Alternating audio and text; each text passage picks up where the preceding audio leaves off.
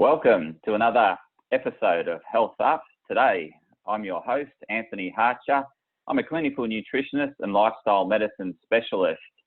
Health Up seeks to enhance and enlighten the well-being of others.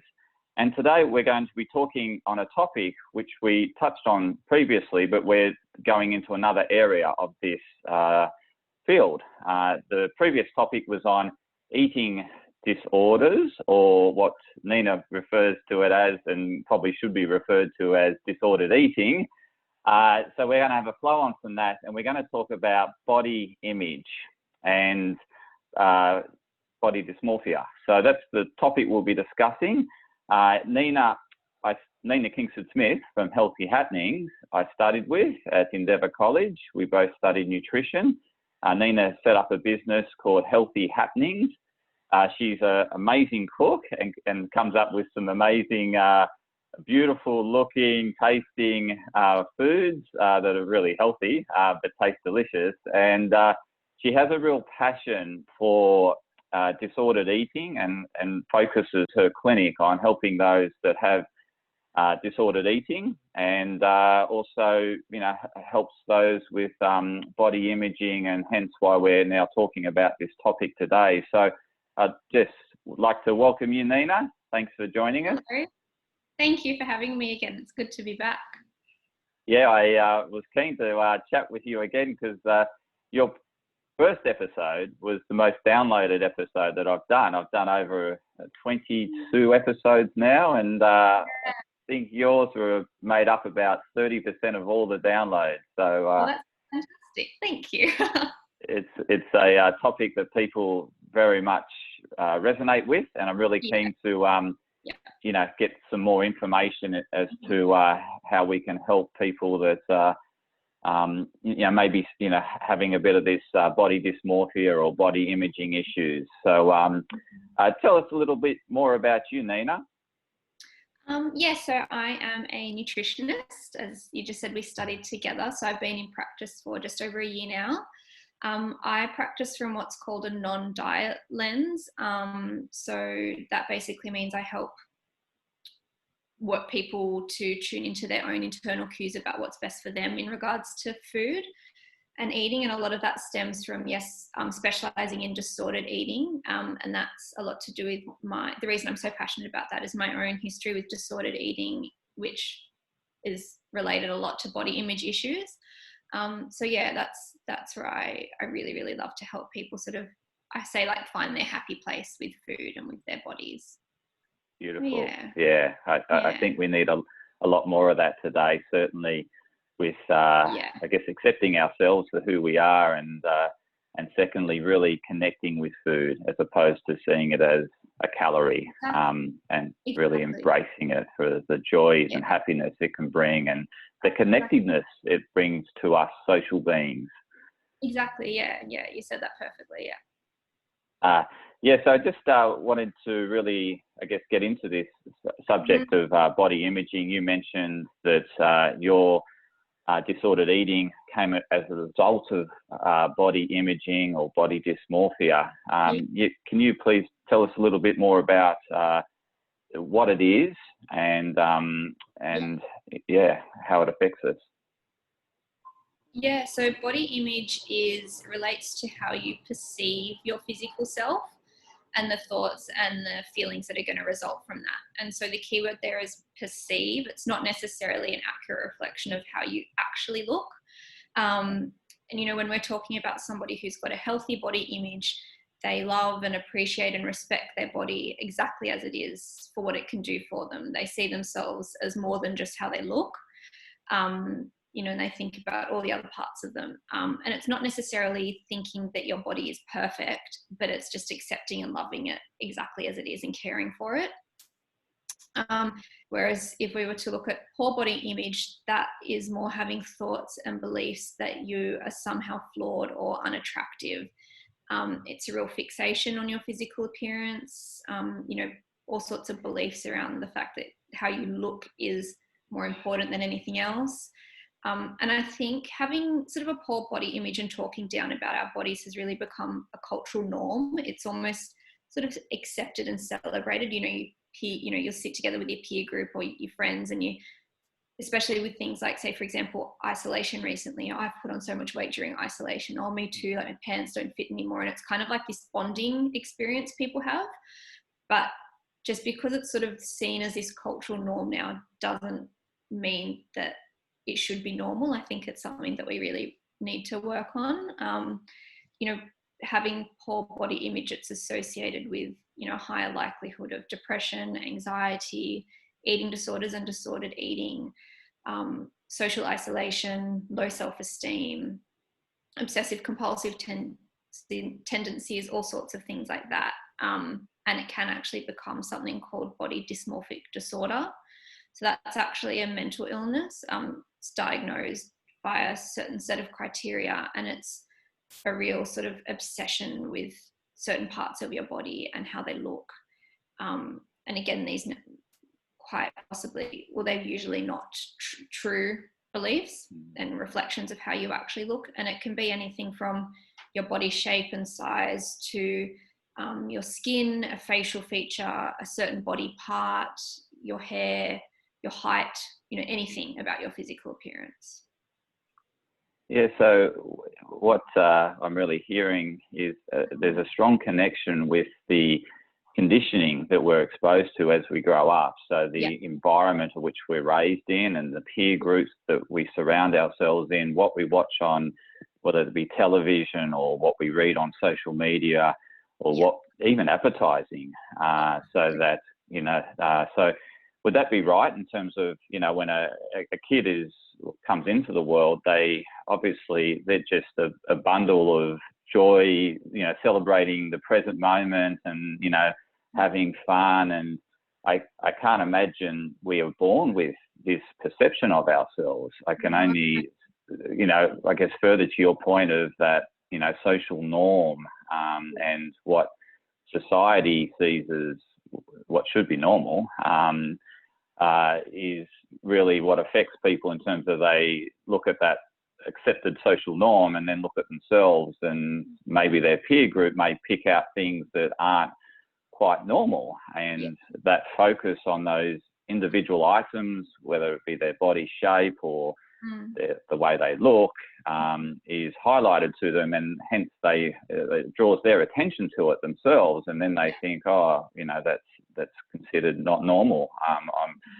I don't feel, and part of us connecting with others is fitting in, and so when these points are highlighted to us, we feel like we are a bit of an outcast, and hence why you said that connection with social isolation. That's exactly what you just said. I think media, there are lots of causative factors, and it's quite complex, but media, and especially these days social media, has a lot to answer for in regards to body image. The constant comparisons, all of that kind of stuff, it's sad. And like you said, we aren't born with like a poor body image or anything like that. Body image, sort of our perception of ourselves, starts in early childhood. It's when it starts to get formed, and body image more strongly, I guess, shaped later in childhood, and especially puberty. Body dissatisfaction and starting to have a poorer body image, the most common age for that is puberty, because that's when our bodies are going through a lot of changes. You do start to compare yourself to your peer groups, and everybody experiences puberty so differently and at different times. It's one of those stages, probably the first time in your life, where you start to look really different from other people your age, because of developing at a different stage. And then then when you're going through puberty as well, that's the age where you're starting to get on social media more, you're maybe starting to buy magazines more, watch more variety of movies and TV shows, all that kind of stuff. You're exposed to this wider variety of stuff, and you start to become more aware of it for yourself, and that's when a lot of this stuff can start to come into play. Yeah, it's true. It's during that, it's years of rapid development, such as puberty and that adolescence period, is where we really, I guess, understand. We start noticing the effects of genetics. So our predetermined sort of body shape will be more apparent in those years, and that will get drawn to our attention by our peers. And that's probably where it really gets, I guess, very much, a strong connection between the way we're perceived by our peer group, and hence how we see ourselves is very much cemented in those years. So just, there is that genetic component that we can't change. And, for me, when I was growing up, I had this big nose that everyone pointed out to me. And I thought, well, I've got it. Yes, you're right. I do have a big snoz. And, but, what can I do about it? It's like, and I'm sure, people, there's other aspects of, I had really skinny legs. And so one of my nicknames was Pitbull, skinny legs and sort of a bigger upper body. So, you get these nicknames from the way you look, and, I can't change my nose or skinny legs. It's, it's the genetics I'm growing up with. And, for me, I had that period where I did feel a bit out. I didn't feel like I was, greatly what was socially normal. But it was incredible throughout my life. I did travel overseas, and when I went to places like Asia, because they got small nose, what is really unique for that culture is larger noses, and they actually because we want to look a bit different and not all be the same. Well, certainly that they used to think that my bigger nose was quite beautiful, and so I came back from that trip thinking, well, and it's the same with skin colouring, for example. Over there, you see them walking around with umbrellas when it's sunny because they naturally have darker skin, but they want to be more like us, and we want to be more like them. And it's really funny. It's when you get these sort of more global perspectives and not just that, social norm of your peer group or what the media portray. That you start to realise that perception, or you start questioning that normal. And I certainly did. And I thought, well, okay, a big nose is beautiful in Asia. I'm quite happy to accept that. It's just not so well accepted back here. And then, so that I just gradually over time just learned to, accept who I was. And, for me, it was, well, I can't change these physical features. I can't, as much as I did legs at the gym, they don't change. They just stay skinny. As much as I, would like the nose to just grow smaller or whatever, or stop growing, it didn't. And so I just accepted that for who I am, and then really focused on that inner beauty, as that is something I could certainly change, is the way I embrace the world, the way I embrace others, the way I, enhance relationships and develop relationships. And so, I started on a journey of really focusing on that inner beauty, because I knew it was something that I could influence. So, I thought I'd just share that, Nina, in terms of a personal experience that I had in terms, I think that's really insightful in itself. Like you said the word a few times, perception. So, and it's like what we said at the start, it's all about how you perceive yourself. And just that beautiful example of going overseas and having different perspectives sort of given to you, and you to be able to then view yourself in a different way. We focus so much on trying to change how we physically look. And that's often, like you said, impossible or near impossible, and sort of misses the point of what this is all about. Instead of, why not try and shift our perspectives and our beliefs around it instead? And have those realizations that it's not just all about how you look, and different things are beautiful to different people, and yes, inner beauty and all those sorts of other things. That there's much more to life. I think that's great. It's more that holistic, and I think if we, like you go on, in order to love others, you need to love yourself. And if we haven't accepted ourselves for who we are, then it's hard to love ourselves. And, you know, if we don't love ourselves, then how can we love others? And I think because, you know, early on, I discovered that I couldn't change my physical appearance, and I didn't want to. I just thought I'd had to, you know, as I said, work on this inner beauty. And for me, it was, well, if I really embrace myself and love myself, then I can show more love for others. And that's what people will connect with at the end of the day, is that they will look beyond the physical features and, you know, feel the love, you know, because there's other ways in which we can, I guess, show the world our qualities, our strengths. Yeah. I love that. In terms of in your clinical practice, you obviously, you know, on a regular basis seeing clients that, you know, have body imaging, may have this medically diagnosed body dysmorphia. How do you work with your clients, you know, being a clinical nutritionist? Yeah, it's a really good question. There's a few key things that I will do with them to help work through these sorts of things.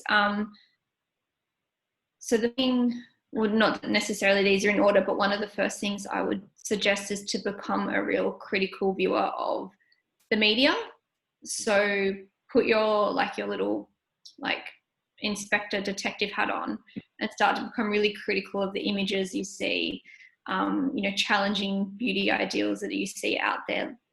So, you know, the ads that we see on TV or Instagram or whatever, they're heavily airbrushed.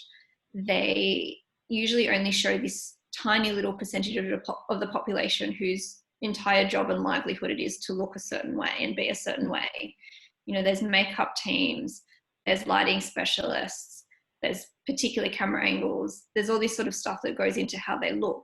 And often the final image that we see isn't actually reflective of a real person at all. Like, that person doesn't actually exist. It's fabric.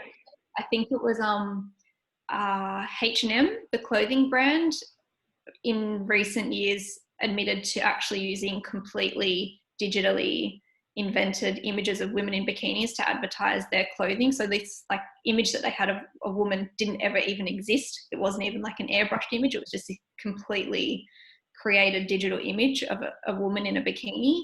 So, you know, that's an example. It's not real. And so I think once you can bring awareness to that as well, that you're comparing yourself to something that doesn't even exist, that can be helpful. You know, like another example is when we're growing up as kids, playing with things like Barbie dolls. Barbie's proportions, her measurements are physically impossible to exist on a real woman. I think the length of her neck would break, like your neck would break. It's impossible to have a waist that small in proportion, you know, to her other measurements, things like that. On that note as well, I would also say give yourself what I call a media detox, or a social media detox especially. So literally sit down with your phone, scroll through everyone that you follow, like go onto your follower list and unfollow anybody who doesn't make you feel good about yourself.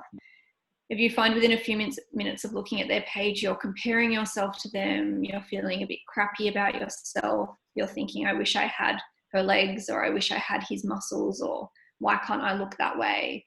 Or perhaps it's photos of foods that they're posting and you start to feel really guilty about what you've eaten because you're comparing your foods to theirs. Unfollow all those accounts. Start following accounts and surround yourself with media in other ways as well that make you feel really good about yourself, that represent a wider diversity of body shapes and sizes and types of people in general. And I can link you I can send you a list of some accounts and resources that might be good for that. Even TV shows, movies, those sorts of things that really, really help you with that. And, you know, there have been studies that actually show that having more body positive content on Instagram can improve things like mood and body satisfaction and body appreciation.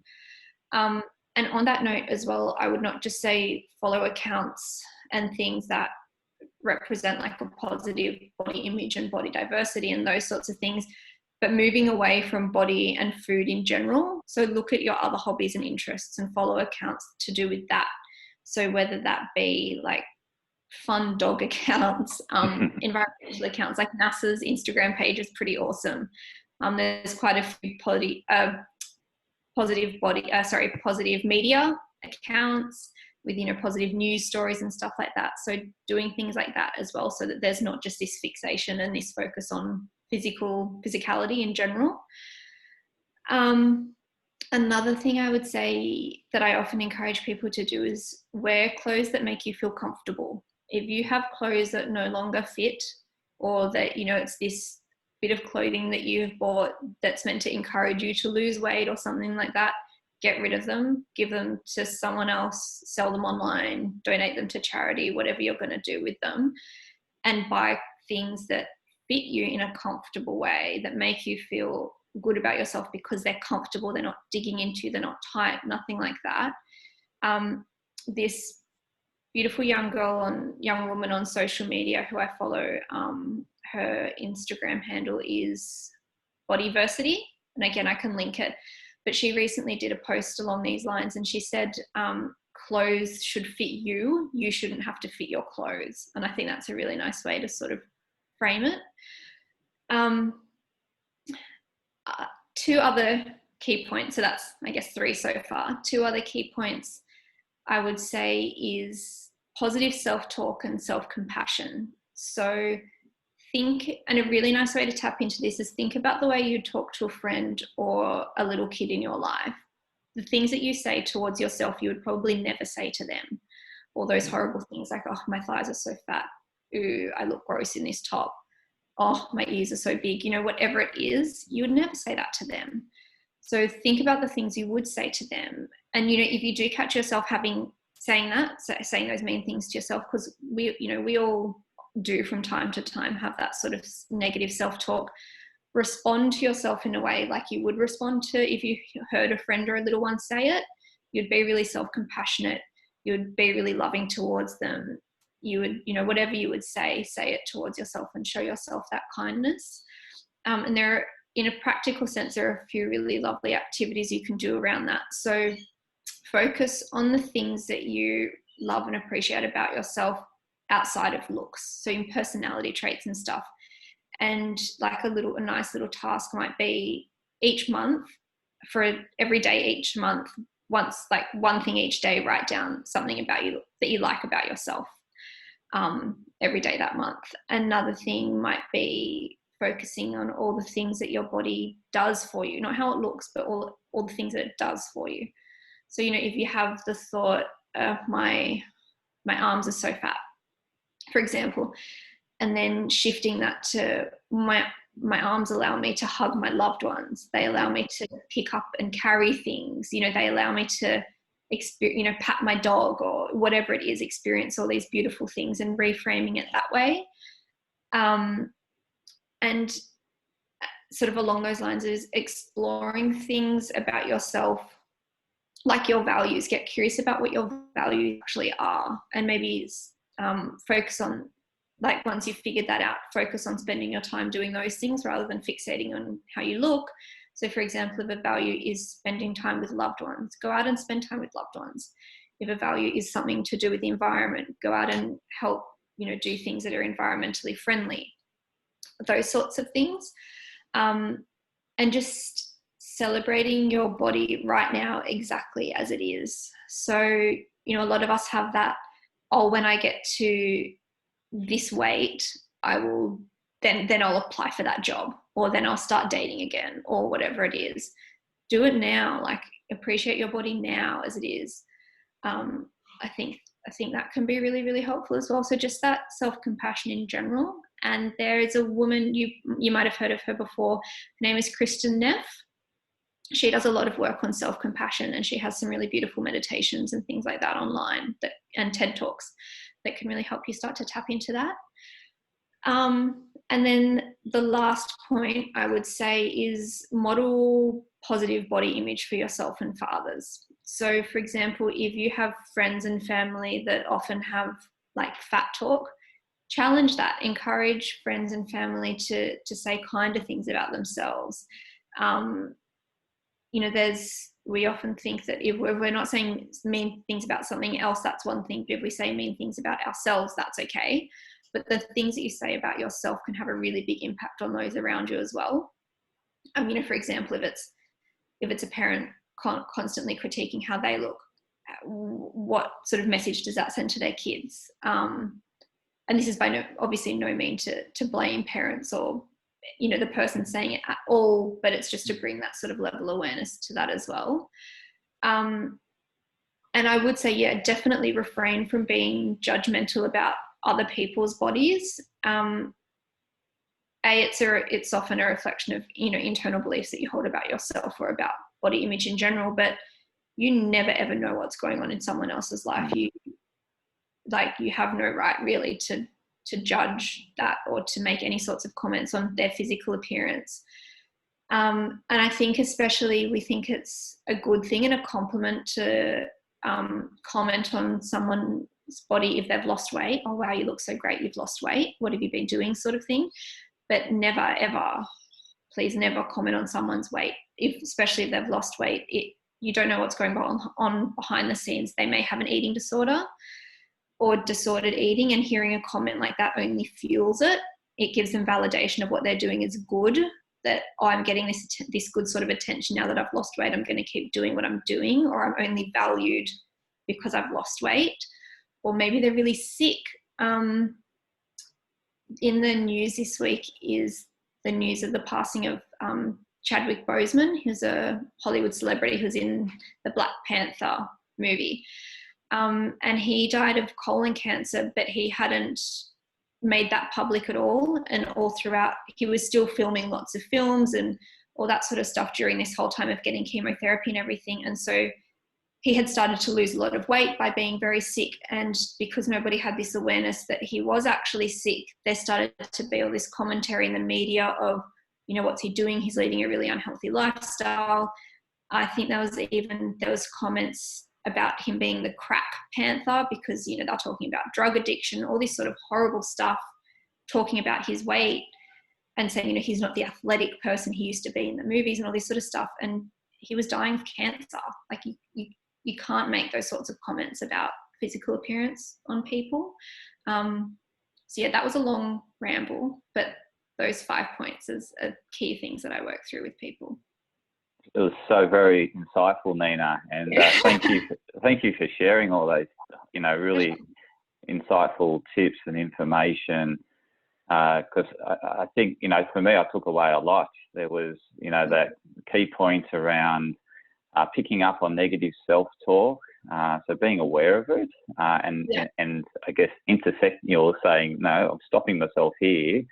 I'm doing this, it's only going to get worse, and now focus on positive, focus on my strengths, and as you said, looking beyond physical appearance, looking into interests that you love, that bring you joy, happiness, outside of the way we look, but then, also turning the features that people may point out to us, or the features that we've highlighted and focused on ourselves, and maybe that's because of the outside influence, is then looking at them in different ways. So changing that perception, and really, that reprogramming of the mind and the way we see ourselves. I thought that was so insightful. Good. And then, you touched on points of areas that don't cost us anything, we have abundance of, such as kindness, compassion, kindness to ourselves, compassion for others. As you said, we have no idea exactly what's going on with that person, what they're thinking, what they're experiencing, what they've been through, what they're going through. And it's really just seeing them with compassionate eyes, with compassionate feelings, and I really love that, because it doesn't cost us anything to do that, and it's so easy, as you said, to complement people's strengths, and being mindful about what you're complimenting. And I really like that point about not focusing on, oh, you look so great because you've lost weight, and then they always think that I look great if I lose weight. And so they draw that association, whereas I much, you know, as you said, you can just leave it at, you just look great. You know, you look very vibrant, you're healthy. You know, it's very pleasing to see that you're doing things to look after yourself, or, you know, as opposed to it's because of the weight loss. So yeah, I really like that. And even things like, you know, you sound really happy. Like, it's great to hear what's going on in your life. Like, I'm really happy that you're happy, and focusing on those sorts of things as well. And then that other way of which you can say, I'm just so happy to see you because, you know, I really love your presence and I love being with you, and I haven't seen you for a long time. And that's beautiful. We don't need to comment on someone's looks or anything like that. So just saying, I just love hanging out with you and being with you, and you bring joy to my life, and you know, you're a joy to be with. So I really, really appreciate those insightful tips. So really keen to find out, particularly from the viewer's point of view, as to how they can get in touch with you. You know, where do you practice? What's the best way to reach out and connect with you? So probably the best way to reach out to me is through either my website directly, so that's just ninakingsfordsmith.com.au, and on there I have a contact section, so you can get my email address or give me a call on my phone, and I do have my links to social media on there. So I am most active on Instagram, and that's Healthy Happenings with Nina. And my Facebook is, I think, Healthy Happenings with Nina Kingsford-Smith. I'll have to double check that one. But yeah, I'd say my website's probably the main way. And for the viewers and listeners, I'll certainly include all the links that Nina mentioned throughout the talk, as well as how to connect with Nina on social media and via her website. And if you love food porn, then certainly go to Nina's Instagram page, and her website has all the recipes. So you can really, you know, embrace and enjoy all the great combinations of foods that Nina brings together. You know, she brings some wonderful combinations that are very healthy for you. So Nina, is there anything else you'd like to add or conclude with? I don't think so. You know, I think just a lot of us, like if you're listening to this and you're thinking that this is something that you experience and you struggle with, know that you're not alone. Like, sadly, the majority of us do have body image issues of some sort. I think it's about 80% of women report dissatisfaction with their body. Crazy statistics. And it is sad, and it's not, the next thing I'd say is, so you're not alone and it's not your fault. I think I want to have the two key take-home messages as, and that there is always lots to do to help as well. There's lots of help around and lots of support around, and I will send you through a list of stuff that we can hopefully post below, organisations, websites, social media accounts. There's a great documentary called Embrace by Taryn Brumfitt, an Australian woman. I'll pop that below as well. So there's lots of help out there. Fantastic, Nina. Thanks so much for sharing all your insights and all your knowledge and expertise on this subject that, as you said, affects, well, you know, it's 80% of women that report it. You can imagine there's cases that people aren't willing to accept it or announce it. So it's probably a lot higher than that 80% of women. And then I don't know what, I'd say it's a high percentage of men, and, you know, given that men don't seek help regularly and often open about these sort of things, this is probably the first time I've disclosed that I certainly, you know, had this experience. And it's story. That's, you know, I think it's important for men to realise that it's not just a women's thing, and women to realise that it's not just them going through, it's also men. Exactly. And I think the important point.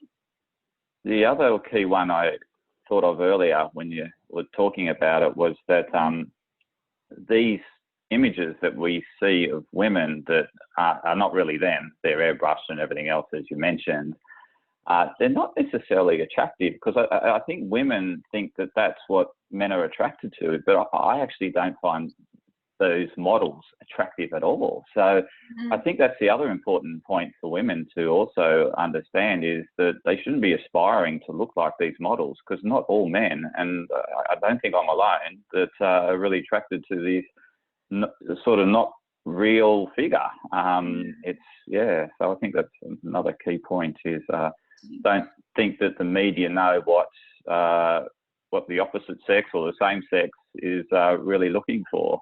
You know, I think the way that you desire to look, if you do want to focus on physical appearance, it should be for yourself and not for anybody else anyway. And then again, trying to redraw that focus inwards of who you want to be, not how you want to look. Yeah. I love that. That's a great concluding quote. Focus on who you want to be and not on what you want to look. So fantastic, and very insightful, Nina. So thanks so much again for sharing. And I'm sure we'll do another one in the future. Yes, yeah, I'm sure. I'm looking forward to it already. Awesome. Have a wonderful day, Nina. Thanks so much. Bye for now.